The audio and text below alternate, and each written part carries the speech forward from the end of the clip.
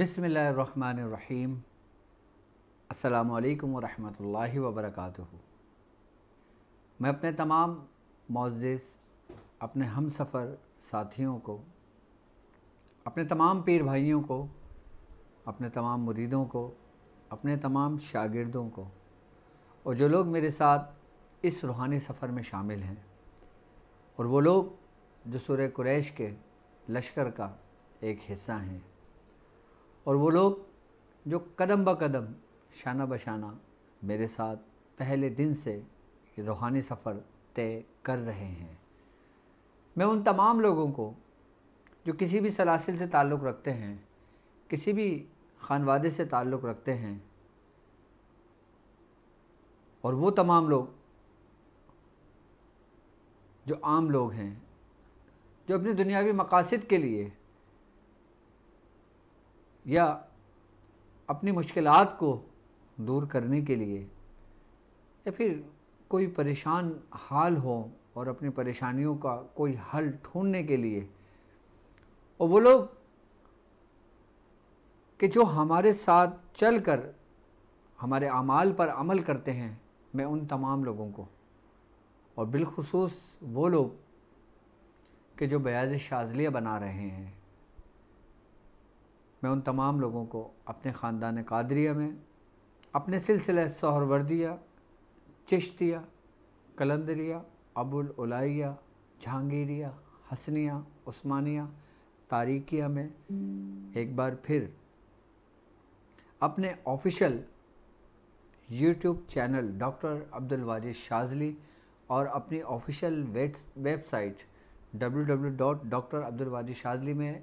Transmission जाने ईमान की episode 2 में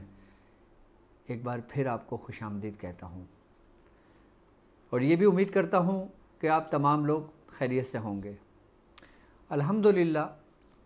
हमारा ये रूहानी सफ़र इस रूहानी महीने में और इस रूहानी महीने की बरकतें समेटते हुए इस महीने की नूर की बरसात की रहमतें और उसकी बूंदें जो रूहानी बूंदें हैं, यानी कि जो सलासिल की तालीमात हैं, जो हुजूर की तालीमात हैं, जो हमारे आका की तालीमात हैं, जो हमारे मालिक की तालीमात हैं, हम उस पर अमल कर कर और उनसे वो ख़जाने वो मोती समेटते हुए अपने मंजिल की तरफ आगे बढ़ रहे हैं। आज की जो हमारी ट्रांसमिशन है, यकीनन ये माह रबीउल अव्वल का मुबारक महीना चल रहा है और हम इस माह मुबारक महीने में दाखिल हो चुके हैं, तो क्यों ना हम इस माह मुबारक महीने की निस्बत से उन अमलियात पर बात करते हैं, उन नकूश पर बात करते हैं, उन तावीज़ात पर बात करते हैं कि जिनका ताल्लुक़ हमारे किसी न किसी ख़ानदान से, हमारे किसी न किसी सलासिल से, हमारे किसी न किसी निस्बत से हमें उसकी इजाज़त मिली। और माह रबीउल अव्वल में मैं मुख्तलिफ़ अमाल आप लोगों को तालीम करता हूँ, सिर्फ़ इसलिए कि अल्हम्दुलिल्लाह हमारे साथ इस रूहानी सफ़र में कई लोग और कई ममालिकों से इस ट्रांसमिशन में लोग शामिल हैं। ज़रूरी नहीं कि हर अमल आपके लिए हो, लेकिन ये ज़रूरी है कि इस अमल का फ़ायदा हर एक शख्स को हो। क्यों? क्योंकि ये अमल हमारे बुज़ुर्गों की निस्बत से, हमारे बुज़ुर्गों की रियाज़त इन नकूश पर, हमारे बुज़ुर्गों की रियाज़त इन अमाल पर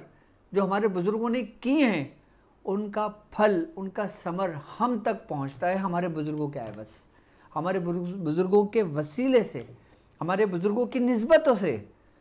आज इस माह रबीउल अव्वल में मैं जिस नक्श की आपसे बात करूंगा और उस नक्श पे पढ़ा जाने वाला वो ख़ास अमल जो सिर्फ़ और सिर्फ माह रबीउल अव्वल में पूरे महीने में कभी भी किया जा सकता है। हर अमल की निस्बत किसी न किसी महीने से ख़ास है। जिस तरह मुहर्रम के महीने के अंदर लोग हज़रत अली रज़ी अल्लाह ताला अन्हु की निस्बत से अमल करते हैं, मौलाए कायनात हज़रत इमाम हुसैन रज़ी अल्लाह ताला अन्हु की निस्बत से अमल करते हैं, जिस तरह रमज़ान के अंदर लोग शब कदर की निस्बत से अमल करते हैं, कि जिस तरह रजब में लोग वो जलाली अमल करते हैं, और शबान में जो हुजूर की ज़ात की निस्बत से जो अमल होता है हम वो करते हैं। बिल्कुल इसी तरह माह रबीउल अव्वल में हम वो अमाल करते हैं जो बिलखुसूस नबूवत से मंसूब होता है, यानी कि जिसमें हुजूर की शान बयान की गई हो, कि जिस अमाल में हुजूर पर अल्लाह रब्बुल इज़्ज़त ने सलाम पेश किया हो। तो इस माह रबीउल अव्वल में कि जिनकी आमद से आलम इस्लाम में, पूरी कायनात में नूर की रोशनी फैली और सब कुछ अंधेरे छट गए और नूर के बादल छा गए, तो अगर हम उस नूर में से अपना हिस्सा लेना चाहें तो हम इन अमाल के ज़रिए उस नूर को पा लेते हैं, क्योंकि नूर नूर को बहुत अच्छी तरह पहचानता है और नूर नूर में ही मुंतकिल होता है। और जिस अमल की हम बात कर रहे हैं वो नूर इसी नूर का हिस्सा है। और अगर हम नक्श की बात करते हैं तो इस नक्श को मोहर नबूवत कहा जाता है। नक्श मोहर नबूवत क्या है, इसकी तरतीब क्या है, इसका तरीका क्या है, हम किस तरह इसकी ज़कात अदा करते हैं, और ये नक्श इस माह रबीउल अव्वल में ही क्यों किया जाता है, और इस नक्श से हम क्या क्या फ़यूज़ात, क्या क्या बरकतें हम हासिल कर सकते हैं। आज का टॉपिक हमारा नक्श महर नबूवत और वो ख़ास अमल है कि जो इस नक्श को जारी करने के लिए काफ़ी है। यानी कि हम एक ही अमल से, हम एक ही वक्त में, एक बेवक्त हम दो अमल एक साथ कर सकते हैं, और हम दोनों को हम इस तरह इस्तेमाल करते हैं, हम इस तरह तरतीब से करते हैं कि दोनों की बरकतें, यानी कि दोनों की बरकतें हमें एक वक्त में मिल जाती हैं। नक्श मोहर नबूवत की अगर मैं आपसे बात करता हूं तो ये ख़ानदान कलंदरिया का नक्श है, और ख़ानदान कलंदरिया के बुज़ुर्गों ने बाकायदा तौर पे अपनी बयाज़ों में इसका ज़िक्र किया है। और इस नक्श की इजाज़त अल्हम्दुलिल्लाह हमको तरतीबवार हमारे बुज़ुर्गों से हुई, और ये नक्श भी बयाज़ कलंदरिया का है। और इस नक्श को लिखने वाला, और जिस मकसद के लिए ये नक्श लिखा जाता है, और जिस मकसद के लिए जिस मरीज़ को ये लिख कर दिया जाता है, यहाँ तक के कि अगर हम माह रबीउल अव्वल में इस नक्श की ज़कात अदा करते हैं, वही नक्श जो हम 40 नक्श रोज़ लिखते हैं, 40 नक्श हम पूरे महीने में तरतीबवार लिखते हैं, जो मैं भी समझाऊंगा आपको, तो वो नक्श हम जो लिखेंगे और वो नक्श इतने कीमती होंगे कि हम सिर्फ 40 ही लोगों को दे पाएंगे, उससे ज़्यादा नहीं। क्योंकि फिर दोबारा 40 नक्श लिखने के लिए आपको फिर अगले साल का इंतज़ार करना पड़ेगा। और यूँ तो माह बरकत के लिए आप किसी भी महीने में लिख सकते हो, लेकिन खुसूसन अगर माह रबीउल अव्वल के महीने में नक्श मोहर नबूवत लिखा जाए तो इसकी मिसाल बिल्कुल ऐसे है कि जैसे नूर मिन नूरिल्लाह, कि जैसे नूर अला नूर। कहते हैं ना कि जैसे दुनियावी मिसाल हम देते हैं कि सोने पे सुहागा, यानी एक तो हमें फ़ायदा हुआ और एक उसका फ़ायदा हम उसी परसेंटेज को डबल और 3-4 गुना ज़्यादा कर लेते हैं, एक ही वक्त में हम उसका फ़ायदा ले लेते हैं। अब इस नक्श को हम किस लिए लिखते हैं, और ये बेसिकली नक्श खुसूसन किस चीज़ का स्पेशलिस्ट है। मैंने कहा ना कि हर नक्श की कोई ना कोई खुसूसियत होती है, हर नक्श, हर अमल की कोई ना कोई एक ऐसी खुसूसियत होती है जिसके लिए वो बिल्कुल एंटीबायोटिक का काम करता है। आज का जो नक्श मोहर नबूवत है ये क़ज़ाए हाजात के लिए है, और ये जुमला आफात और बलैयात के लिए है, कि ये वो नक्श है कि जब हम लिखते हैं और किसी को लिख कर देते हैं तो इंसान तमाम वबाओं से, तमाम बलाओं से, स्पेशली स्पेशली आफात, बलैयात, उनको दूर करता है। यहाँ तक कि बुजुर्गान दीन फरमाते हैं इस नक्श मोहर नबूवत के बारे में कि जिस घर के अंदर नक्श मोहर नबूवत लिखा होता है, रखा होता है, लगा होता है, उस घर से 40 कोस यानी कि 40 कोस जो बलाएं नाजिल हो रही होती है ना, वो उससे हटकर वहां से गुजर जाती हैं। और जो घर बलाओं से, आफत ज़दाओं से, शयातीनों से, जिन्नातों से, आसेबों से, गंदी खबीस अरवाहों से भरे हुए हों, तो वो घर को ऐसे छोड़कर भागते हैं कि जैसे मौत किसी के पीछे लगी हुई हो। क्योंकि जब मौत किसी के पीछे लगती है तो किसी को नहीं छोड़ती। बिल्कुल इसी तरीके से इन तमाम बलाओं की जो मौत है वो ये नक्श मोहर नबूवत है कि जब हम इसको लिखकर अपने घर की दहलीज पर, घर के अंदर या किसी भी घर के अहाते में हम उस नक्श को पैवस्ता कर देते हैं, हम उस नक्श को लगा देते हैं। इसमें मेहनत सिर्फ हमारी वक्ती है, लेकिन फ़ायदा पूरे साल का है। इसमें मेहनत हमारी सिर्फ चंद ही दिनों की है, लेकिन फ़ायदा इसका पूरे साल का है। जिस शख्स को भी आप ये नक्श लिख कर देंगे वो जिंदगी भर आपको दुआएं देगा।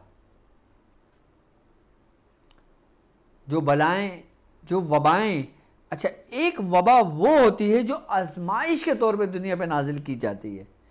और एक वबा वो होती है कि जो इंसान खुद अपने हाथों से पैदा करता है और लोगों पर मुसल्लत करता है।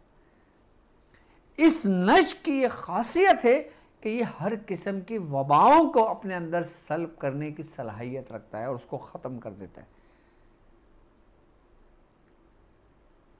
इस नक्श की मिसाल बिल्कुल ऐसी है कि जैसे पूरे जहां में अंधेरा घुप हो और ये एक रोशनी, एक उम्मीद की एक किरण है कि जब ये किरण निकले तो जहां का अंधेरा ज़ायल हो जाए। अब नक्शे अगर मोहर नबूवत की अगर मैं बात करता हूं तो ये नक्शे मोहर नबूवत क्या है? क्या ये वही नक्श है कि जिसके बारे में हुजूर करीम जिसके बारे में सहाबा कराम फरमाते हैं कि हमने सरकार दो आलम सल्लल्लाहु अलैहि वसल्लम के शान मुबारक पे एक हमने निशान देखा जो कबूतर के अंडों के बराबर था? क्या ये वही मोहर नबूवत का नक्श है? क्या ये नक्श उनसे मंसूब है, या ये वो नक्श है कि जो सरकार दो आलम सल्लल्लाहु अलैहि वसल्लम जब किसी को खुतूत लिखा करते थे तो उस पर मोहर लगा दिया करते थे जो आपकी अंगूठी में था? अगर मैं उस मोहर नबूवत की अगर मैं बात करता हूं तो जो सरकार दो आलम सल्लल्लाहु अलैहि वसल्लम के दो शानों के दरमियान था, तो उसमें लिखा हुआ था अल्लाहु ला शरीक लहू। उस पर यह नहीं लिखा हुआ था मोहम्मद रसूलुल्लाह, अल्लाह रसूल मोहम्मद। जिस तरीके से मोहर नबूवत है, वो जो अल्लाह रसूल मोहम्मद यानी कि मोहम्मद रसूल अल्लाह जो लिखा हुआ था वो मोहर नबूवत वो आप खुतूत पे आप लिखा करते थे। लेकिन जो आपके शान मुबारक के दरमियान आपके जो वाक़े जो मोहर थी उस पर जो लिखा हुआ था, जो गोश्त का एक टुकड़ा था सुर्ख रंग का, जो नहायत ही चमकीला और नूरानी था, कि जिस पे वाज़े तौर पे ये पढ़ा जा सकता था कि उस पर लिखा हुआ है अल्लाहु ला शरीक लहू। ये जो मोहर नबूवत है ये वो नक्श है कि जो सरकार दो आलम सल्लल्लाहु अलैहि वसल्लम जब किसी को कोई खुतूत देते थे तो उस पर वो मोहर लगाया करते थे। लेकिन बुजुर्गान दीन ने इस मोहर नबूवत जो नक्श है इसको इस ख़ास तरतीब से करे, आपने उसको तरतीब दिया कि इसके अंदर वो अल्लाह तबारा व तआला के नेक और मकबूल बारगाह बंदों के नाम हैं कि जिनकी बरकत से वलाएँ दूर रहती हैं, कि जिनकी नामों की बरकत से वबाएँ दूर रहती हैं, कि जिनकी नामों की बरकत से हर चीज़ शयातीन दूर रहते हैं। वो नक्श मोहर नबूवत क्या है, उसकी तरतीब क्या है, उसको किस तरह किस लिए लिखा जाता है? यहाँ तक के बुजुर्गान दीन फरमाते हैं कि अगर आप माह रबीउल अव्वल के अंदर वो नक्श लिख कर अपने घर के अंदर लगा लेते हैं तो आपका पूरा घर 1 साल तक के लिए महफूज कर दिया जाता है। यानी कि पूरा साल उस घर के अंदर कोई वबाएं नहीं आती, कोई बलाएं नहीं आती या कोई आफात नहीं आती उसके ऊपर। क्यों? क्योंकि जिस जगह पर ये नक्श मोहर नबूवत हो कि जिस जगह पर अल्लाह तबारक व तआला के वो नेक बंदों के नाम मौजूद हों और उनकी तरतीब, जिस तरतीब से बुजुर्गान दीन ने वो नक्श लिखा है वो मौजूद हो, तो उस जगह पर कोई बलाएं नहीं आती, उस जगह पे कोई मूजी अमराज नहीं आते, उस जगह पे कोई शयातीन दाखिल नहीं हो सकते।